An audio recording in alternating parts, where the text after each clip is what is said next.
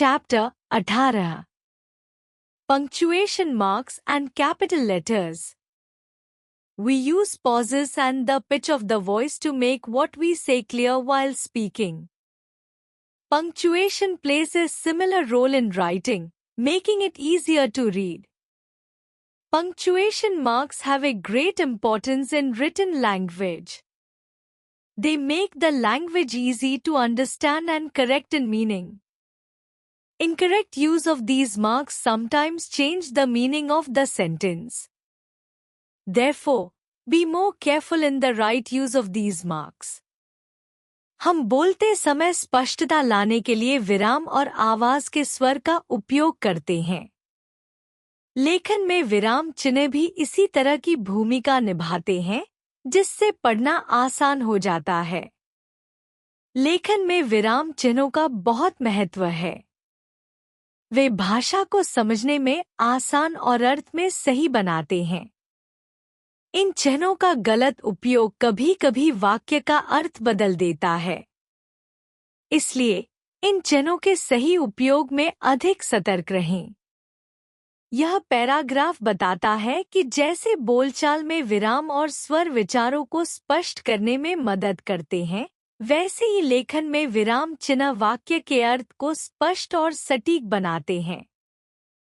विराम चिन्हों का गलत उपयोग वाक्य का अर्थ बदल सकता है, इसलिए इनका सही उपयोग आवश्यक है। There are few punctuation marks, which are discussed below along with their usage rules. Full stop. It shows a longest pause when a thought ends. कुछ विराम चिन्ह हैं, जिन पर चर्चा की गई है और उनके उपयोग के नियम बताए गए हैं। यह पैराग्राफ यह संकेत देता है कि निम्नलिखित में विराम चिन्हों और उनके उपयोग के नियमों पर विस्तार से चर्चा की गई है। It is used. इसका उपयोग होता है। At the end of a sentence. वाक्य के अंत में। Examples. एक, she went to the market. She bought many vegetables and fruits. वह बाजार गई। उसने कई सब्जियां और फल खरीदे। 2. My neighbor's son is a doctor. He is a surgeon. मेरे पड़ोसी का बेटा डॉक्टर है। वह सर्जन है। At the end of command. आदेश के अंत में। Examples. एक, pick up the plate from the floor. फर्श से प्लेट उठाओ। 2. Open the door. दरवाजा खोलो। फुल स्टॉप का उपयोग तब किया जाता है जब किसी वाक्य या विचार का अंत होता है। यह पाठक को संकेत देता है कि विचार समाप्त हो गया है। यह आदेशों के अंत में भी लगाया जाता है ताकि निर्देश स्पष्ट हो। Comma, it shows that there is a short pause in the sentence. यह दर्शाता है कि वाक्य में एक छोटा सा विराम है। It is used. इसका उपयोग होता है। To write lists, to separate say series of words in it. सूची लिखने के लिए और उसमें शब्दों को अलग करने के लिए। Examples. एक, a merchant divided his estate among his wife, son, daughter-in-law and nephew. एक व्यापारी ने अपनी संपत्ति अपनी पत्नी, बेटे, बहू और भतीजे के बीच बांट दी। 2. I would like to have apples, grapes, berries, cookies and a glass of juice. मुझे सेब, अंगूर, जामुन, कुकीज और एक गिलास जूस चाहिए। After introductory words or clauses.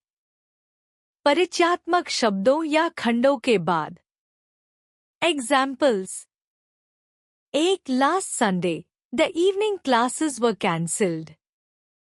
पिछले रविवार, शाम की कक्षाएं रद्द कर दी गई थी। 2. Quiet, the baby is at sleep. चुप रहो, बच्चा सो रहा है। To separate multiple adjectives describing the same noun. एक ही संज्ञा को वर्णित करने वाले कई विशेषणों को अलग करने के लिए. Examples. एक he is a wealthy, healthy man. वह एक अमीर, स्वस्थ आदमी है. Though it was a warm, bright, sunny day. यह एक गर्म, उज्ज्वल, धूप वाला दिन था. कॉमा का उपयोग वाक्य में छोटे विराम के लिए किया जाता है.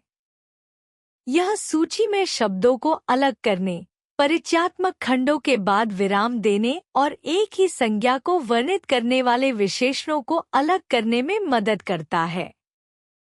To set off the name of person or title who is being addressed. उस व्यक्ति के नाम या पदवी को अलग करने के लिए जिसे संबोधित किया जा रहा हो. Examples. एक mister Kalyan, the Dean of Medical College is a very humble man. Shri Kalyan, medical college के डीन, बहुत विनम्र व्यक्ति हैं. दो Manish, do your work silently and carefully. Manish, अपना काम शांति और सावधानी से करो. To write dates and increase the readability of numbers. तिथियों को लिखने और संख्याओं की पठनीयता बढ़ाने के लिए. Examples. एक Her letter reached me on April 12, 2024. उसका पत्र मुझे 12 अप्रैल 2024 को मिला. Though he deposited rupees 1,20,000 in the bank yesterday. उसने कल बैंक में 1,20,000 रुपए जमा किए. To put after certain words that introduce a sentence, such as well, yes, why, hello, hey, etc. कुछ शब्दों के बाद कॉमा लगाने के लिए जो वाक्य शुरू करते हैं, जैसे कि well, yes, why, hello, hey आदि. Examples. एक why, I can't believe that. क्यों? मैं इस पर विश्वास नहीं कर सकता. दो no, you can't have a dollar. नहीं, तुम्हें ₹1 नहीं मिलेगा. To set off a direct quotation from the rest of the sentence. प्रत्यक्ष कथन को वाक्य के बाकी हिस्से से अलग करने के लिए. Examples. एक Go then, said the ant, and dance winter away. तो जाओ, चींटी ने कहा, और सर्दियों में नाचते रहो. Though my sister said, come home soon. मेरी बहन ने कहा, जल्दी घर आना. कॉमा का उपयोग वाक्य को स्पष्ट, व्यवस्थित और अर्थपूर्ण बनाने के लिए किया जाता है. यह व्यक्ति के नाम या पदवी को अलग करने, तारीखों और संख्याओं को पठनीय बनाने, वाक्य शुरू करने वाले शब्दों के बाद और प्रत्यक्ष उद्धरणों को वाक्य के शेष हिस्से से अलग करने में सहायक होता है. Question mark. It is used at the end of the direct question. इसका उपयोग होता है किसी सीधे प्रश्न के अंत में. Examples. एक Do you have an extra pen? क्या आपके पास एक अतिरिक्त पेन है? दो Have you seen my younger brother? क्या आपने मेरे छोटे भाई को देखा है? प्रश्नवाचक चिन्ह का उपयोग वाक्य में यह दर्शाने के लिए किया जाता है कि प्रश्न पूछा जा रहा है. यह वाक्य के अंत में लगाया जाता है ताकि पाठक को यह समझने में आसानी हो कि यह एक सवाल है. Remember it.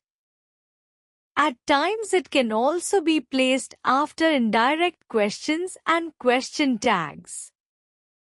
कई बार प्रश्नवाचक चिन्ह अप्रत्यक्ष प्रश्नों और प्रश्न टैग्स के बाद भी लगाया जा सकता है. Examples. एक, they are doing nice work, aren't they? वे अच्छा काम कर रहे हैं, है ना?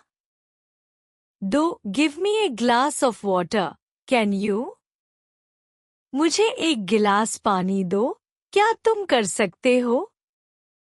प्रश्नवाचक चिन्ह को कभी-कभी ऐसे वाक्यों में भी उपयोग किया जाता है जो सीधे प्रश्न नहीं होते लेकिन अप्रत्यक्ष रूप से सवाल या पुष्टि की भावना व्यक्त करते हैं. यह वाक्यों को सही संदर्भ और टोन देने में मदद करता है. Exclamation mark. It shows a sudden emotion or feeling expressed by a person.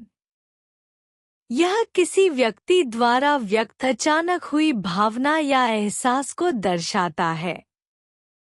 It is used. इसका उपयोग होता है. After the sentences expressing a sudden emotion of joy, happiness, grief, sorrow, fear, surprise, etc. खुशी, दुख, डर, आश्चर्य आदि की अचानक भावना व्यक्त करने वाले वाक्यों के बाद. Examples. एक, what a match it was. क्या शानदार मैच था. दो, how terrible the dish tastes. यह डिश कितनी भयानक लगती है. Used after interjections. विस्मयादिबोधक शब्दों के बाद. Examples. एक, alas. There is a severe pain in my ankle. हाय, मेरे टखने में बहुत तेज दर्द है. दो, hurrah. We are going to Shimla. Hurrah, हम शिमला जा रहे हैं. विस्मयादिबोधक चिन्ह वाक्यों को भावना या तीव्रता व्यक्त करने में उपयोग किया जाता है. यह वाक्य के अंत में लगाया जाता है जब किसी विशेष भावना या आश्चर्य को व्यक्त करना होता है. Semicolon. It is used to show a greater pause than the comma. यह अल्पविराम, कॉमा से अधिक लंबा विराम दिखाने के लिए उपयोग किया जाता है. It is used. इसका उपयोग होता है. Between two completely separate sentences which are closely related. दो पूरी तरह से अलग वाक्यों के बीच जो आपस में गहराई से संबंधित होते हैं. Examples. एक, he was a brave, large-hearted man, and we all honored him. वह एक बहादुर, बड़े दिल वाला व्यक्ति था, और हम सभी ने उसका सम्मान किया. दो, the cafe was crowded, however, the waitress took our order immediately. Cafe में भीड़ थी, फिर भी वेट्रेस ने तुरंत हमारा ऑर्डर लिया. सेमीकोलन का उपयोग तब किया जाता है जब दो स्वतंत्र वाक्य होते हैं, लेकिन उनका भाव या संदर्भ एक दूसरे से संबंधित होता है. यह पाठक को वाक्यों के बीच का संबंध समझाने में मदद करता है और वाक्यों को अधिक प्रभावी बनाता है. To separate a series of loosely related clauses. यह ढीले ढंग से जुड़े वाक्यों, clauses, को अलग करने के लिए उपयोग किया जाता है. Examples. एक, Amit bought cricket bat and gloves. Sumit got gloves and stumps. Amit ने क्रिकेट बैट और दस्ताने खरीदे. सुमित ने दस्ताने और स्टंप्स लिए. सेमीकोलन का उपयोग तब किया जाता है जब वाक्य या वाक्यांश एक दूसरे से थोड़े जुड़े हुए होते हैं, लेकिन उन्हें एक लंबे वाक्य के भाग के रूप में प्रस्तुत करना होता है। यह वाक्य को स्पष्ट और सुव्यवस्थित बनाता है, जिससे विचारों के बीच संबंध बेहतर तरीके से प्रकट होता है। Though I went to see the play, my cousin was a lead actor. मैं नाटक देखने गया, मेरे चचेरे भाई मुख्य अभिनेता थे। Colon. It is used to show a greater pause than the semicolon. यह सेमीकोलन से अधिक विराम दिखाने के लिए उपयोग किया जाता है। यह उपयोग किया जाता है। It is used to introduce a list. सूची प्रारंभ करने के लिए। Examples. एक, we required a candle, matchstick, jar and a tripod stand for experiment. हमें प्रयोग के लिए चाहिए एक मोमबत्ती, माचिस, जार और एक ट्राइपॉड स्टैंड। दो, on our trip, we would require a torch, rope, first aid box and a walkie-talkie. हमारी यात्रा के लिए हमें चाहिए एक टॉर्च, रस्सी, प्राथमिक चिकित्सा बॉक्स और एक walkie talkie. To join two complete sentences and separate hours from minutes. दो पूर्ण वाक्यों को जोड़ने और घंटे को मिनट से अलग करने के लिए। Examples. एक, Tina ate burgers and pizzas constantly. She gained 5 kilogram. टीना लगातार बर्गर और पिज्जा खाती रही, उसने 5 किलोग्राम वजन बढ़ा लिया। दो, we will meet at my place at 7:30 p.m. हम शाम 7:30 बजे मेरे घर पर मिलेंगे। कोलन का उपयोग सूचियों को पेश करने, दो वाक्यों के बीच संबंध दिखाने और समय में घंटों और मिनटों को अलग करने के लिए किया जाता है। यह लिखित पाठ को अधिक संरचित और स्पष्ट बनाता है। Apostrophe. It indicates possession and contracted form. यह स्वामित्व और संक्षिप्त रूप को दर्शाता है। It is used. यह उपयोग किया जाता है। To show the omission of a letter or letters. अक्षर या अक्षरों को हटाने को दिखाने के लिए। Examples. एक, Don't you know where she lives? क्या आपको नहीं पता कि वह कहाँ रहती है? दो, I've purchased a beautiful gown yesterday. मैंने कल एक सुंदर गाउन खरीदा है। To denote the possessive case of nouns. संज्ञाओं के स्वामित्व को दिखाने के लिए। Examples. एक, Pinky's hat is pink in color. Pinky की टोपी गुलाबी रंग की है। दो, You should give your pet proper dog's food. आपको अपने पालतू जानवर को उचित कुत्ते का खाना देना चाहिए। To form the plural of letters and figures. अक्षरों और अंकों का बहुवचन बनाने के लिए। Examples. एक, Add to 5s and 4 2s. दो, 5 और 4 दो जोड़े। दो, Your T's look like F's. आपके T अक्षर F जैसे दिखते हैं। अपोस्ट्रोफी का उपयोग स्वामित्व, संक्षिप्त वाक्यों और कुछ मामलों में बहुवचन के लिए किया जाता है। यह वाक्यों को संक्षिप्त और स्पष्ट बनाने में मदद करता है। स्वामित्व दिखाने के लिए इसे संज्ञा के साथ जोड़ा जाता है। Inverted commas. It is used to mark quotation by a famous personality or a speaker's speech.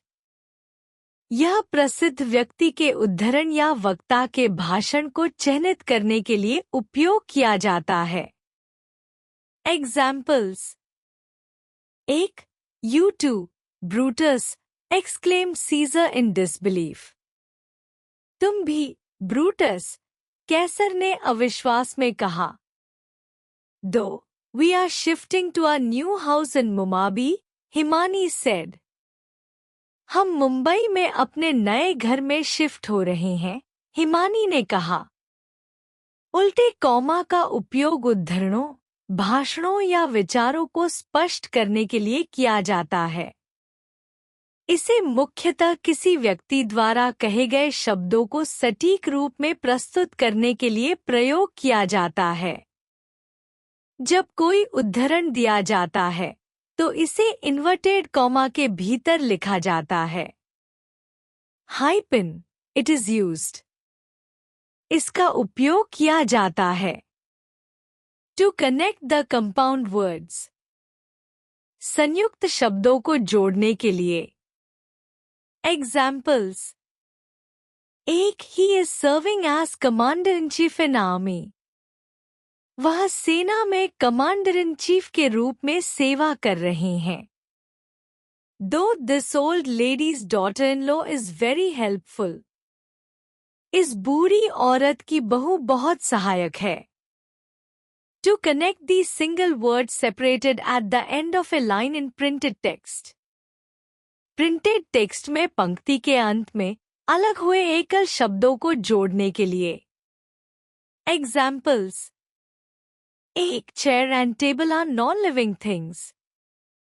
कुर्सी और मेज निर्जीव चीजें हैं। 2. He is the ex-mayor of our city. वह हमारे शहर के पूर्व महापौर हैं। हाइफन का उपयोग मुख्य रूप से दो शब्दों को एक साथ जोड़ने के लिए किया जाता है ताकि उनका सही अर्थ स्पष्ट हो। यह संयुक्त शब्दों, जैसे कमांडर इन चीफ, को स्पष्ट करने में मदद करता है और प्रिंटेड सामग्री में पंक्तियों के बीच में टूटे हुए शब्दों को जोड़े रखने के लिए भी उपयोग किया जाता है। Dash, it is a little horizontal line that is longer than a hyphen and floats in the middle of a line of text. यह एक छोटी क्षैतिज रेखा है जो हाइफन से लंबी होती है और पाठ की एक पंक्ति के बीच में होती है। It is used. इसका उपयोग किया जाता है। To indicate a range or a pause. एक सीमा या विराम को दर्शाने के लिए। Examples: 1. The year 2020-2021 faced two major economic crises. वर्ष 2020 से 2021 ने बड़े आर्थिक संकट का सामना किया। 2. The teacher assigned material from page 100 to 120. शिक्षक ने पृष्ठ 100-120 से सामग्री असाइन की। To separate groups of words. शब्द समूहों को अलग करने के लिए। Examples: 1. The Nobel Prize winning author will be reading from her book today. Nobel पुरस्कार विजेता लेखक आज अपनी पुस्तक से पढ़ेंगे। 2. She purchased all, from hair clips to jewelry. उसने सब कुछ खरीदा, बालों की क्लिप से लेकर गहनों तक। देश का उपयोग रेंज, जैसे 2020 से 2021, और विराम को दिखाने के लिए किया जाता है। यह पंक्तियों के बीच या वाक्य में अलग अलग समूहों को अलग करने के लिए उपयोगी होता है। इसके माध्यम से लेखन में स्पष्टता और प्रभावशीलता बढ़ती है। Ellipses. It is a set of 3 full stops, each with a space on either side. यह 3 पूर्ण विराम का समूह होता है, जिनके दोनों तरफ एक एक खाली स्थान होता है। It is used. इसका उपयोग किया जाता है। To indicate omitted thought. किसी छूटे हुए विचार को दिखाने के लिए। Example: I cannot help it, Reason has nothing to do with it. I love her against reason. मैं इसे रोक नहीं सकता। तर्क का इससे कोई लेना देना नहीं है। मैं उसे तर्क के खिलाफ प्यार करता हूँ। I cannot help it. I love her against reason. मैं इसे रोक नहीं सकता। मैं उसे तर्क के खिलाफ प्यार करता हूँ। To indicate hesitation in speech. भाषण में झिझक दिखाने के लिए। Example. I wasn't really, well, what I mean, see. मैं वास्तव में नहीं, अच्छा, मेरा मतलब, देखो। एलिप्सिस का उपयोग तब किया जाता है जब किसी वाक्य में विचार या शब्द छोड़ दिए जाते हैं, लेकिन अर्थ स्पष्ट रहता है। यह भावनात्मक झिझक, असमंजस या रुकावटों को व्यक्त करने के लिए भी प्रयोग किया जाता है। लेखन और संवाद को अधिक प्राकृतिक और व्यावहारिक बनाने में यह सहायक है। Capital letters ABC. Capital letters are used in the following cases. Capital letters का उपयोग निम्नलिखित परिस्थितियों में किया जाता है। To begin a sentence and each fresh line of poetry. एक वाक्य की शुरुआत और प्रत्येक नई कविता पंक्ति की शुरुआत के लिए। Examples. एक My brother enjoys playing football. मेरा भाई फुटबॉल खेलना पसंद करता है। 2 Twinkle twinkle little star. Tinkle tinkle little star. Capital letters का उपयोग वाक्यों की शुरुआत में यह दिखाने के लिए किया जाता है कि नया वाक्य शुरू हो रहा है। इसी प्रकार कविताओं की हर नई पंक्ति को भी कैपिटल लेटर से शुरू किया जाता है, जिससे उसे पढ़ना आसान हो और उसका स्वरूप सौंदर्यपूर्ण लगे। यह भाषा को स्पष्ट और व्यवस्थित बनाने में मदद करता है। To begin all proper nouns and their adjective forms. सभी उचित संज्ञाओं और उनके विशेषण रूपों को कैपिटल लेटर से शुरू करने के लिए। Example. Delhi, Radha, Africa, African, Shakespeare, Sunday, December, Christmas, etc. Delhi, Radha, Africa, अफ्रीकी, शेक्सपियर, रविवार, दिसंबर, क्रिसमस, आदि। To begin all nouns and pronouns that indicates the deity. सभी संज्ञा और सर्वनाम जो देवता को दर्शाते हैं, उन्हें कैपिटल लेटर से शुरू करने के लिए। Example. The Lord, He is the God, etc. भगवान, वह परमेश्वर हैं, आदि। To write the pronoun or interjection, O. O, सर्वनाम या विस्मयादिबोधक को लिखने के लिए। Example. O God, help. हे भगवान, मदद करें। Names of languages like Hindi, English, Spanish, etc.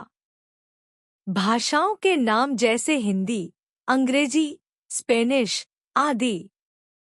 Nationalities also start with a capital letter like the French, Indian, Vietnamese, etc.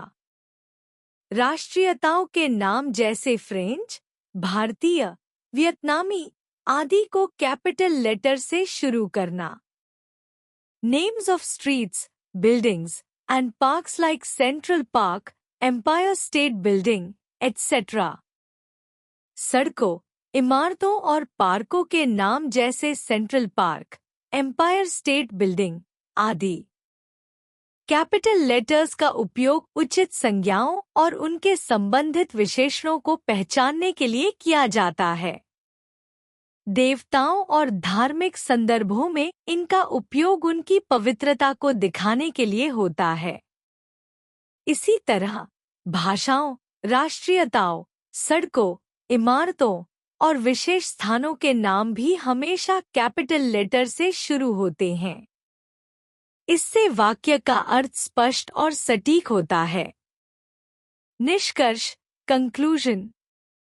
Punctuation marks और कैपिटल लेटर्स लिखित भाषा को प्रभावी और समझने योग्य बनाने में महत्वपूर्ण भूमिका निभाते हैं। Full stop, comma, question mark, exclamation mark, semicolon, colon, apostrophe, inverted commas, hyphen, dash और एलिप्सिस जैसे चिन्हों का उपयोग विभिन्न स्थितियों में किया जाता है। ये चिन्ह वाक्य के अर्थ को स्पष्ट और सटीक बनाने में मदद करते हैं। कैपिटल लेटर्स का उपयोग वाक्य की शुरुआत, प्रॉपर नाउन्स, राष्ट्रीयताएं, भाषाओं और देवताओं के नामों के लिए किया जाता है। सही उपयोग भाषा की स्पष्टता बनाए रखने और गलतफहमी से बचने में सहायक होता है।